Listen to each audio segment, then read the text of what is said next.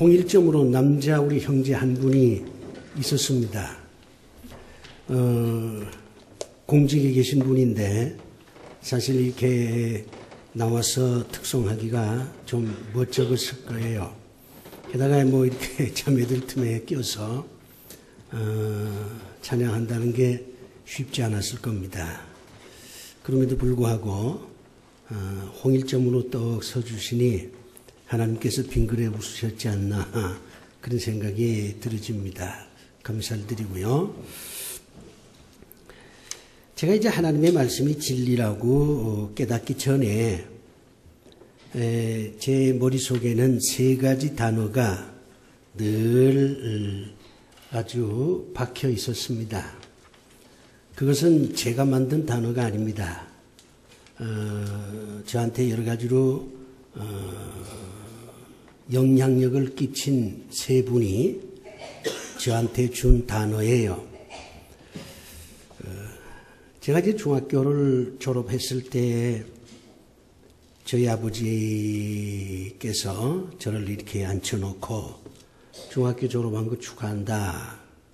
그러면서 내가 아버지로서 평생 내가 이제 명심해야 할 한마디만 하겠다. 그렇게 말씀을 해요. 그러면서 백지를 하나 주어요.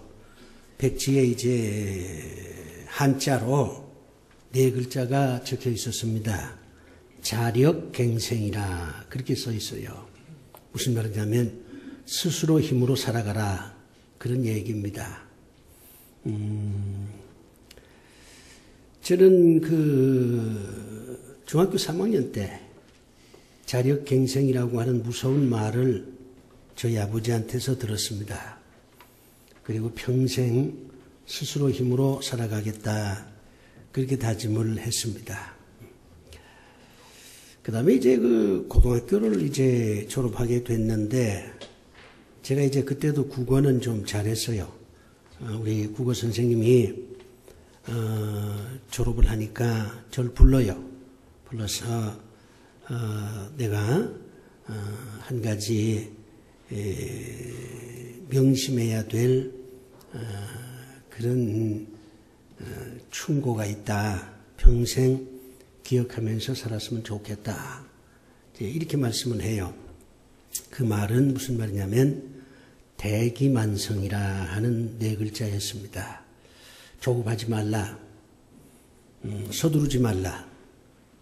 큰 그릇은 늙어서 만들어진다. 그런 얘기입니다. 이제 그 국어 선생님이 저한테 한 얘기가 그거예요. 서두르지 말고 조급하지 말고 뭐든지 차근차근 끝을 바라보면서 일을 하라. 큰 그릇은 늙어서 만들어지는 것이다. 뭐 그런 얘기예요. 그 말도 상당히 유익한 말씀이었습니다. 그래서 저는 무슨 일을 하든지 서두르지 않았습니다.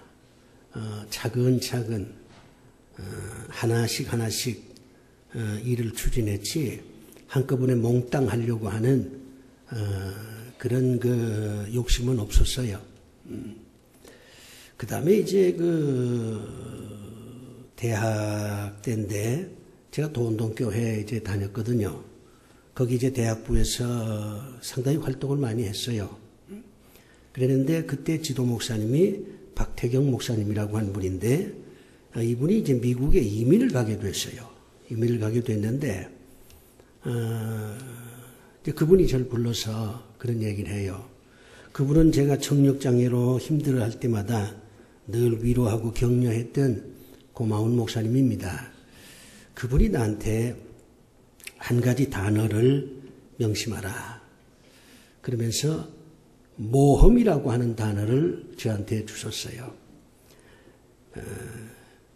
그냥 평범하게 살아서는 아마 힘들 것이다. 청력장애를 가졌으니까 그저 남들처럼 그렇게 순탄하게 인생을 살지는 못할 것이다. 모험하는 그런 자세가 있어야 된다.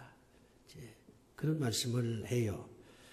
그래서 저는 그 모험이라고 하는 단어를 굉장히 좋아합니다. 그리고 지금까지 여러 번 그런 모험을 해왔습니다. 저는 오늘 모험에 대해서 말씀을 드리려고 합니다. 현대인들이 잊어버린 단어 중에 하나가 모험입니다.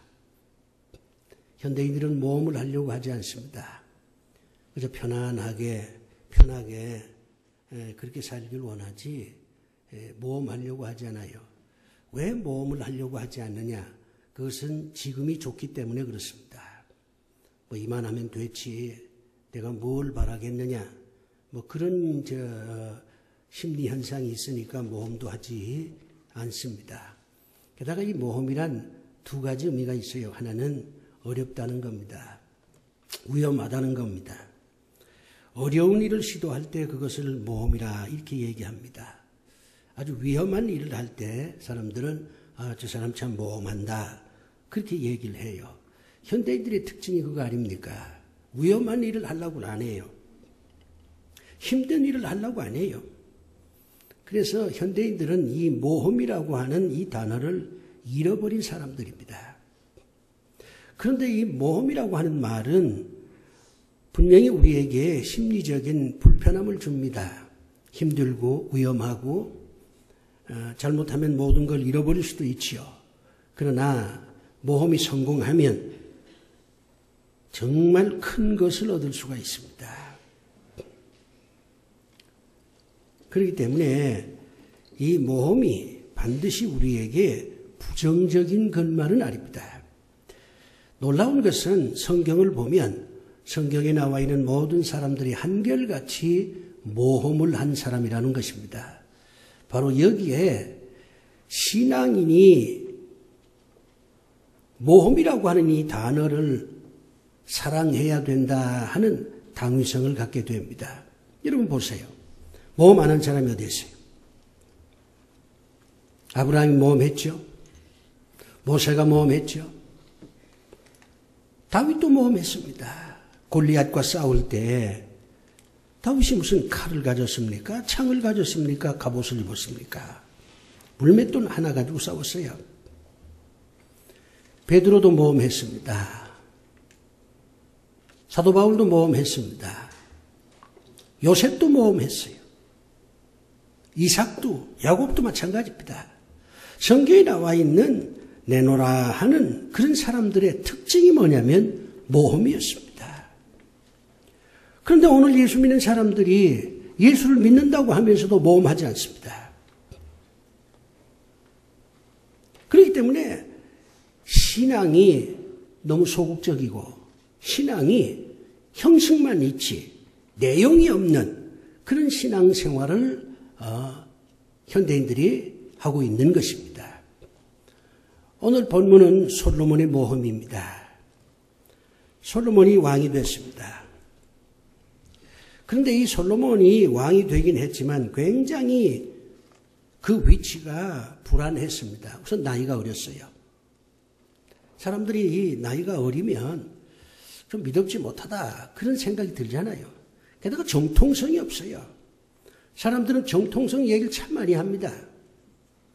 이 솔로몬이 누구의 아들입니까? 밧세바의 아들이에요. 밧세바는 누굽니까? 다윗과 간통한 여자입니다. 도덕적으로 큰 결함이 있습니다. 이 큰 아들도 아니에요. 본처의 아들도 아닙니다. 그렇기 때문에 이 솔로몬은 도덕적으로 굉장한 취약점을 갖고 있었습니다. 왕이 되긴 했지만 정통성이 있는 왕이 아니었어요. 항상 그것이 자격지심으로 남았습니다. 자신감이 없어요. 그러다 보니까 이 백성들도 솔로몬에 대해서 별로 탐탁치 않게 여겼습니다. 왕이 되긴 했는데 그러나 도무지 믿을 만한 왕은 못 된다. 이런 생각을 하고 있었습니다.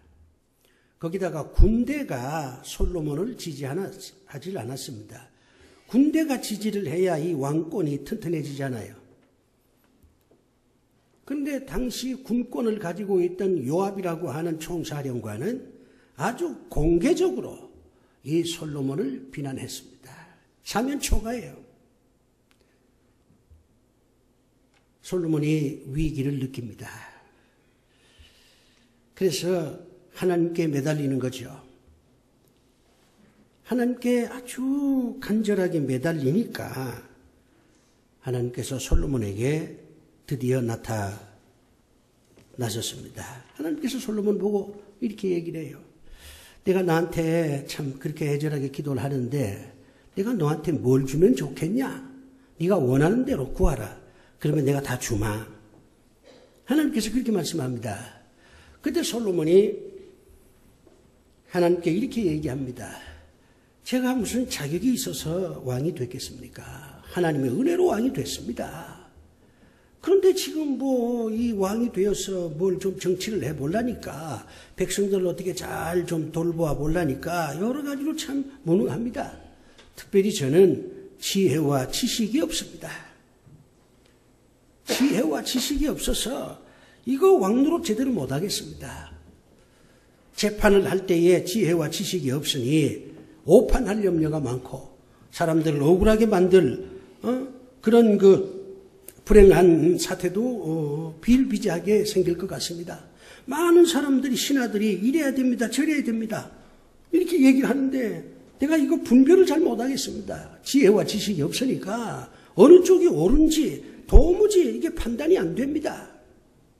신하들이 다 뭐라고 얘기하지만 다 자기 중심으로 얘기하고 자기 이익을 근거로 해서 이래야 된다 저래야 된다 이렇게 얘기들을 하는데 제가 정말 뭐가 뭔지를 모르겠습니다. 그러니 저한테 이 왕노릇 좀 제대로 좀 해야 될 테니까 지혜와 지식을 주시옵소서. 이렇게 솔로몬이 얘기를 해요. 그러자 하나님께서 빙그레 웃습니다. 그러면서 칭찬을 해요. 너 참 대단하다.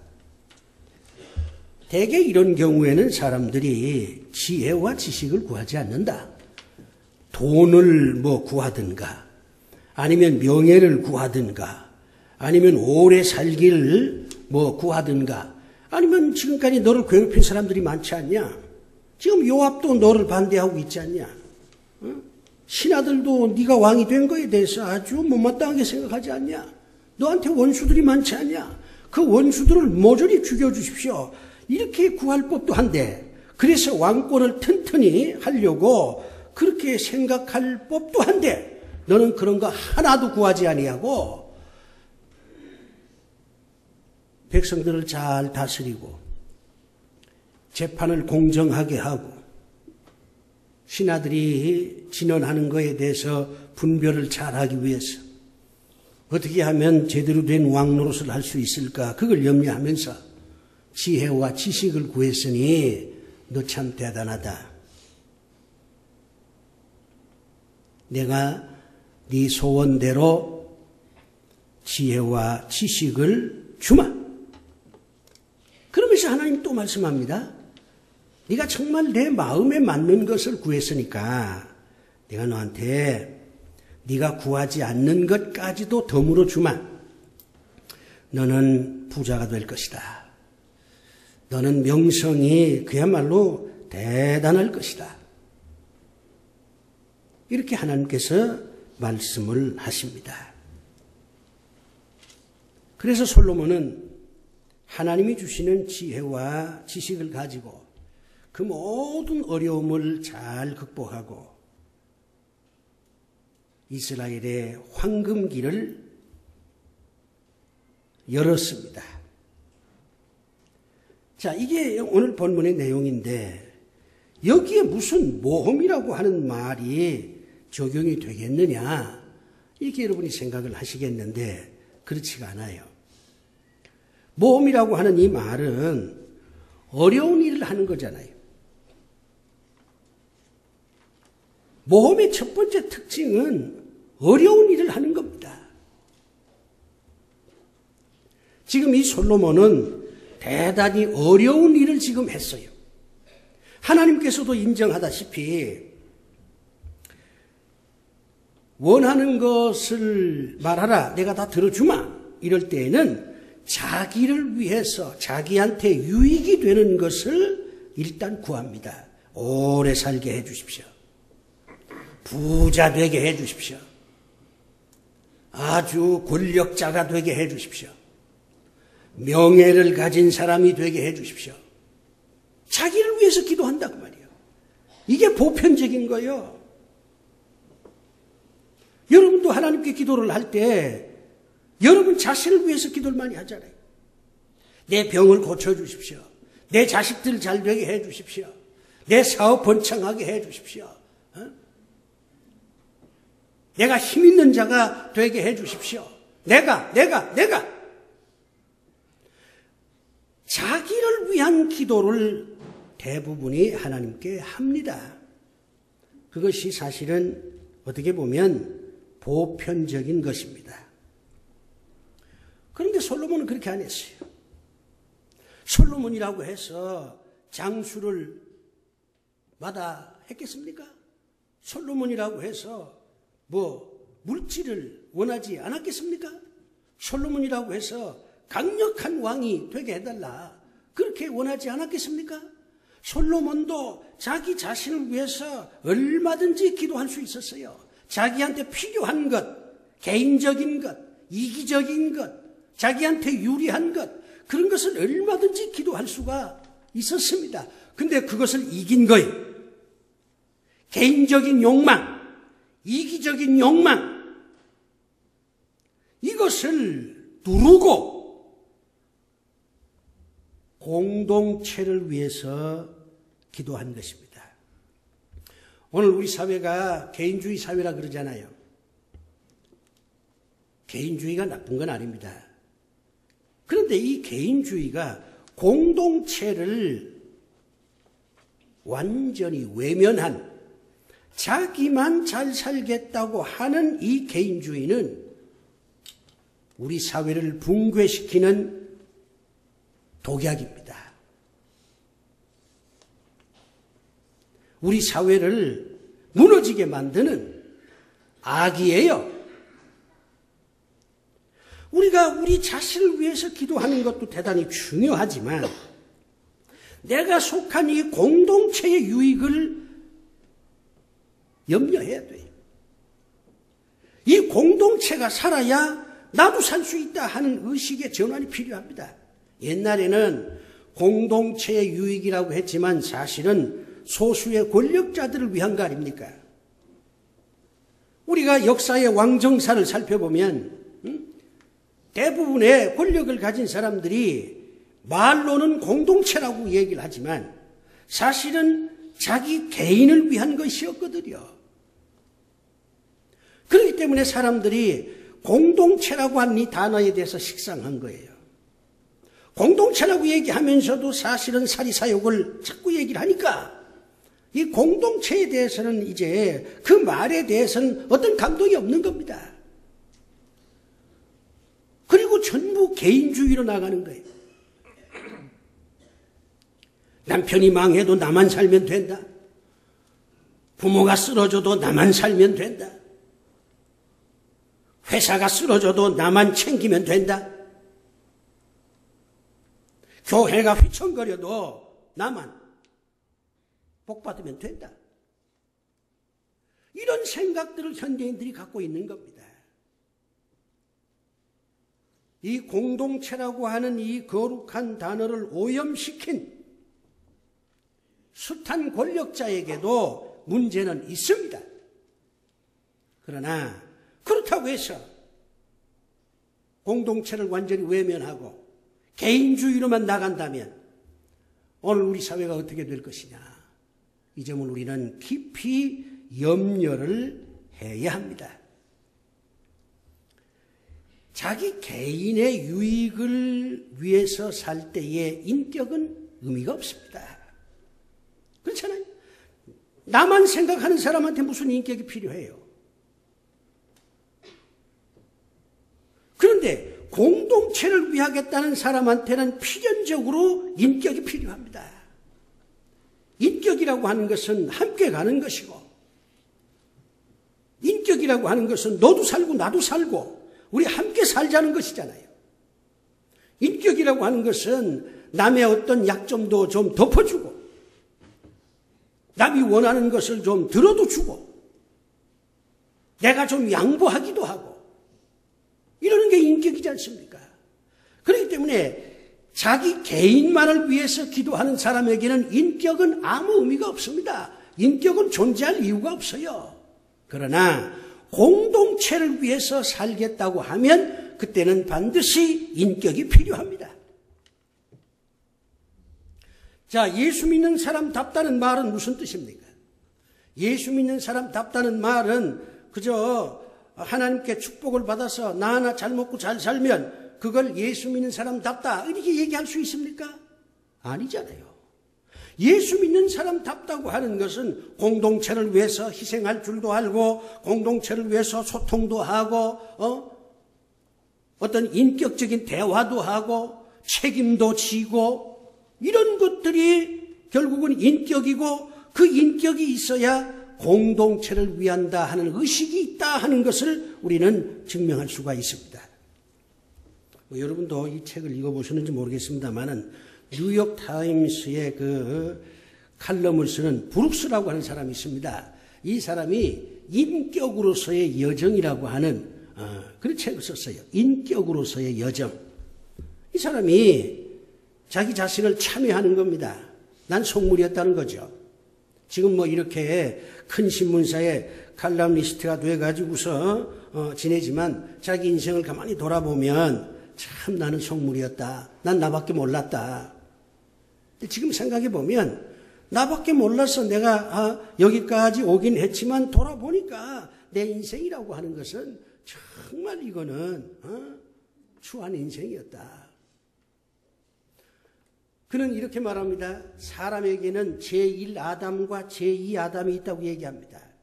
이건 굉장히 성경적인 거지요. 제1아담은 창세기 에덴 동산에 있는 아담을 말하지요. 이 아담은 어떤 아담입니까? 욕심으로서의 아담입니다. 권력지향적인 아담이에요. 니체가 말하듯이 이 아담이 선악과를 따먹은 것은 하나님하고 동등하게 되겠다는 거 아닙니까? 자기 자신을 위해서 선악과를 따먹는 거예요. 아내를 위해서 선악과를 따먹었습니까? 자식을 위해서 선악과를 따먹었습니까? 아니면 에덴 동산에 있는 수많은 짐승들을 위해서 선악과를 따먹었습니까? 아닙니다. 자기만을 위해서 따먹은 거예요. 소위 큰 사람이 되겠다는 거죠. 큰 사람. 빅맨. 선악과를 먹어서 나게 큰 사람 되어보겠다. 하나님하고 동등한 사람이 되어보겠다. 그래서 한번 세상을 내 마음대로 휘저보겠다. 이런 야심으로 먹었잖아요. 제1아담이다. 그렇게 얘기합니다. 제2아담은 누굽니까? 예수님이잖아요. 성경에 바울은 예수님을 제2아담이라 그렇게 표현했습니다. 예수님에게 무슨 권력욕이 있었습니까? 예수님이 세상을 뭐 내 멋대로 한번 해보겠다고 하는 그런 야망이 있었습니까? 그분이 무슨 뭐 특별한 명예욕이 있었습니까? 없었잖아요. 그냥 수수하게 산 거예요. 예수님의 가르침은 위대했지만 예수님의 삶은 평범했습니다. 저는 이걸 이렇게 말합니다. 생활은 좀 소박하게, 그러나 생각은 좀 고상하게. 이게 예수님의 삶이에요. 예수님의 가르침은 위대한 가르침이었지만 예수님의 삶은 평범했습니다. 배가 고프기도 했고 외롭기도 했고 배신당하기도 했고 쓸쓸하기도 했고 울기도 했고 피곤하기도 했고 상처받기도 하고 그러면서 그분이 살았어요.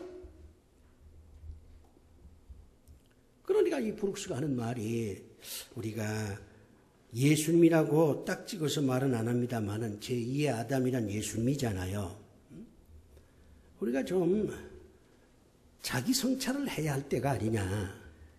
오늘날 이 세계가 모두 다 너나 할 것 없이 성장 제일주의로 나가는데 언제까지 이 성장이 지속되겠느냐. 이런 식으로 가면 인류는 공멸한다. 좀 소박하게 살자. 좀 인격적으로 살자. 좀 남을 좀 배려하면서 살자.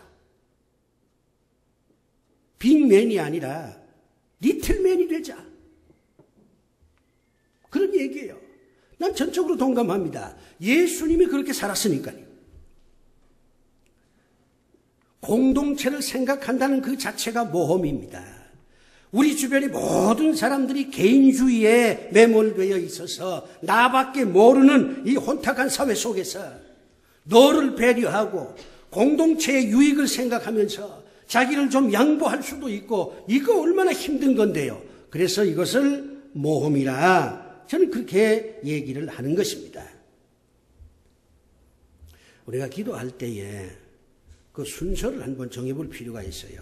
대부분의 사람들은 내가 먼저입니다. 나를 위해서 기도하는 게 먼저요. 그 다음에 공동체 하면은 가족. 가족 이게 대부분이죠. 그 이상 나가질 못해요. 가족 물론 좋지요. 한 걸음 더 나가서 직장. 내가 다니는 직장. 이거 잘 돼야 되잖아요. 직장에서 월급을 많이 받겠다. 이 생각도 중요하지만은 내가 다니는 직장이 잘 되어야 무슨 월급을 많이 받든지 말든지 할 거 아닙니까? 그렇다면 우리가 하나님께 기도할 때에 내가 다니는 직장을 위해서 희생할 수 있게 하옵소서. 왜 그런 기도를 우리가 못합니까? 그리고 좀 더 나가면 대한민국을 위해서 기도를 해야지.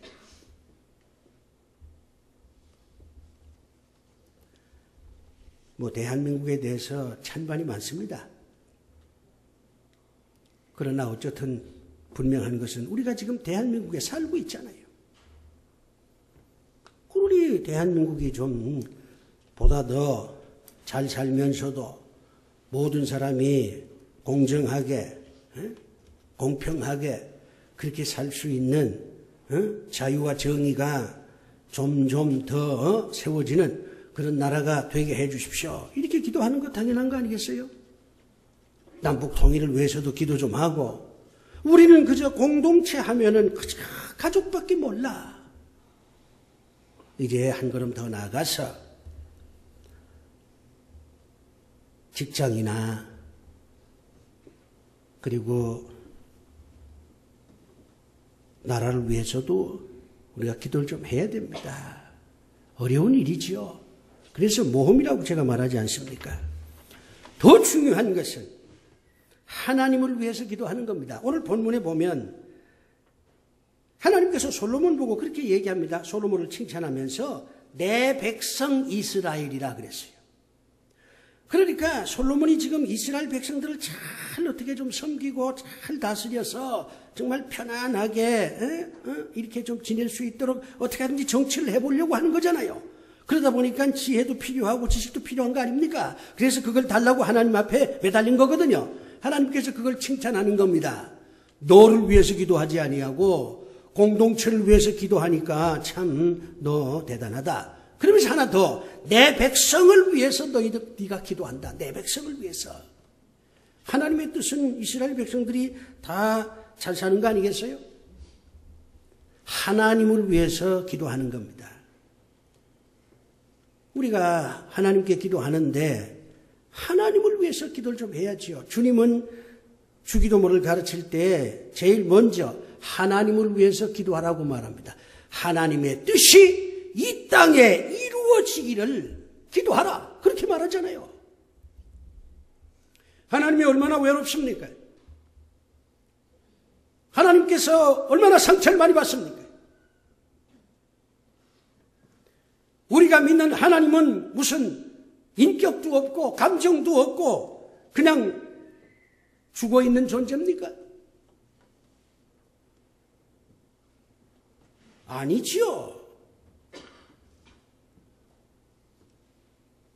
우리가 더 이상 하나님을 외롭게 만들면 안 돼요. 하나님을 이용만 하면 안 됩니다. 내가 하나님을 위해서 무엇을 할 수 있을까도 곰곰이 생각해 봐야 돼요. 그래서 기도할 때 이 순서를 반대로 하는 겁니다. 나, 공동체, 하나님. 이게 아니라 하나님, 공동체, 나. 이렇게 기도의 순서를 바꾸는 것, 전 이것을 모험이라고 말합니다. 이게 쉬운 게 아니거든요. 이게 너무 어려워요. 우리는 나부터 나오니까. 근데 그 순서를 한번 바꿔보자 그 말이죠. 수사학의 도치법이라는 게 있잖아요. 항상 주어가 먼저 나오고 서술어가 나중에 나오는데 강조하려면 서술어가 먼저 나오고 주어가 나중에 나오는 겁니다. 인생의 우선순위를 바꿔보자는 겁니다. 이게 모험이지요. 하나님이 먼저고 그 다음엔 공동체고 그 다음에 나다. 난 이런 순으로 한번 살아보겠다. 이런 결단이 우리에게 필요합니다. 그렇게 되면 나도 잘 되고 지금 잘 됐잖아요. 그렇게 기도를 하니까 하나님께서 아주 기뻐하시면서 솔로몬이 구하지도 않는 것 그것까지 다 주질 않아요. 오늘 이거 성경 말씀에 이렇게 나옵니다. 12절 말씀 보니까 그러므로 내가 네게 지혜와 지식을 주고 네가 원하는 지혜와 지식을 주고 부와 재물과 영광도 주리니 구하지 않는 것도 하나님이 주신다고 말이요. 내 이후에도 이런 일이 없을 것이라고. 우리가 이스라엘 역대 왕 가운데 가장 큰 부자는 솔로몬입니다. 가장 명성이 높은 분도 솔로몬이에요. 솔로몬이 왕으로 있는 동안에 결국 태평성세를 이루었고 주변에 있는 많은 나라들이 다 조공을 바쳤고 결국은 하나님께서 말씀하신 대로 부와 재물과 영광과 명예를 얻은 유일한 왕이 된 겁니다. 우리 한번 모험을 해봅시다. 잃어버린 이 모험이라는 단어를 이제 도서관에 가서 꺼냅시다. 우리 머리 한 구석 저쪽에 추방당한 이 모험이라는 단어를 다시 한번 꺼내서 우리 사고의 중심으로 한번 삼아봅시다. 우리가 모험할 게 많아요. 모험하는 자만이 인생을 얻습니다. 가장 시급한 것은 기도의 모험입니다. 하나님을 위해서, 공동체를 위해서, 나를 위해서. 이렇게 순서를 한번 바꿔봅시다.